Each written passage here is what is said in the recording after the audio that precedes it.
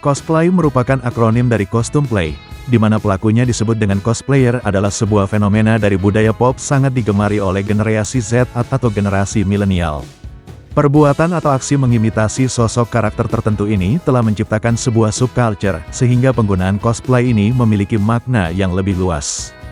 Sejak awal abad 20 sebenarnya telah ada perilaku dress up atau berdandan menyerupai identitas tertentu, yaitu menyerupai hantu atau penyihir pada event Halloween. Tetapi budaya cosplay baru saja populer pada abad ke-21. Umumnya generasi milenial menjadikan event cosplay hanya sebagai hobi, tetapi sudah menjadi lifestyle. Pada umumnya cosplay disukai anak-anak muda karena mereka bias berakting seperti karakter favoritnya dalam dunia fantasi, dan cosplay sendiri dapat memberikan mereka kesempatan untuk keluar di dalam dunia realita, sekaligus memberikan identitas yang baru. Pada dasarnya cosplay berawal dari rasa kecintaan terhadap sebuah desain karakter yang merupakan hasil riset tim konsep artis dari sebuah video game atau komik.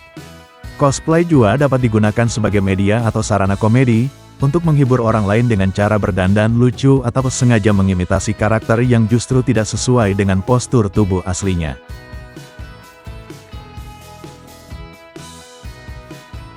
Dalam era modern seperti ini, dengan semakin menjamurnya budaya pop dan dunia entertainment, desain proses pembuatan kostum untuk cosplay menjadi serius dan kompetitif.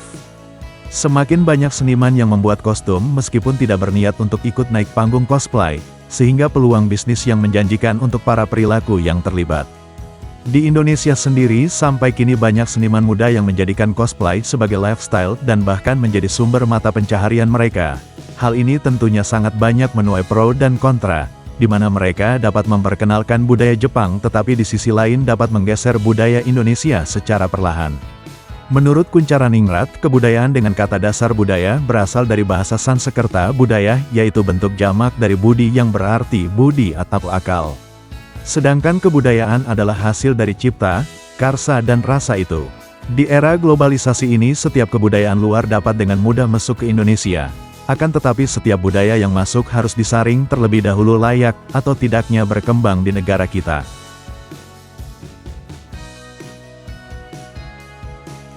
Sejak perayaan Bukansai di tahun pertama, di mana para remaja yang mengenakan kostum cosplay, baik remaja yang mengikuti perlombaan atau sekedar mengenakan kostum saling bertemu, sejak pertemuan para remaja mengenal satu sama lain.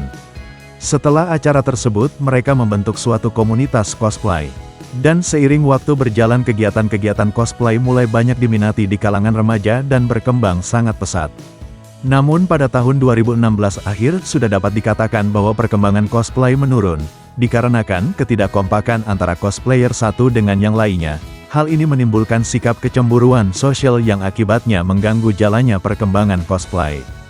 Beberapa penelitian kebudayaan sudah sangat sering mengamati kegiatan-kegiatan cosplay dengan datang langsung ke berbagai event cosplay di Indonesia, dan mereka bertanya kepada salah seorang pecinta cosplay Jepang yang pada saat itu memakai kostum robot. Di sana mereka bertanya mengapa beliau gemar mengikuti cosplay, lalu beliau mengatakan dengan adanya cosplay kita dapat menyalurkan bakat dan dapat mendapatkan kepuasan sendiri karena dapat menyerupai tokoh anime yang digemarinya meskipun harus merogoh kocek yang tidak sedikit. Selain itu kita dapat mengenali budaya-budaya Jepang. Tetapi dengan adanya cosplay ini juga dapat membawa efek negatif bagi remaja Indonesia.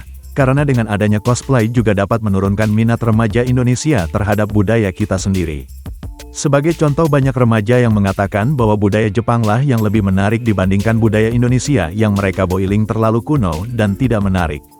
Tentu sangat memprihatinkan jika budaya kita milik harus dibandingkan dengan budaya lain. Budaya yang seharusnya kita banggakan kepada negara lain harus tertutup oleh masuknya budaya-budaya dari luar. Perkembangan budaya luar sangat pesat berkembang di Indonesia.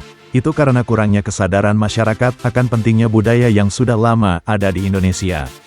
Budaya dan kepribadian adalah hal yang berbeda, tetapi jika dihubungkan akan ada satu garis merah di antaranya. Teori kepribadian dan kebudayaan di antaranya dikemukakan oleh Ruth Benedict. Mereka adalah antropolog yang berpengaruh di dunia lewat tulisan-tulisannya yang dibuat pada buku. Teori mengenai kebudayaan dan kepribadian mereka dapat dibaca di buku mereka.